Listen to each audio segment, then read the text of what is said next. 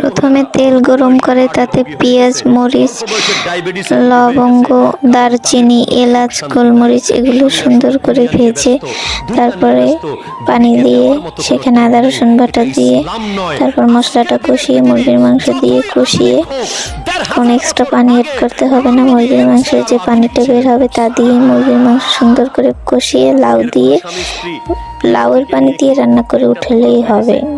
রেসিপিটি অনুসরণ করুন, এভাবে রান্না করুন, খেতে ইনশাআল্লাহ খুব মজা হবে। কেন অবশ্যই দেবেন।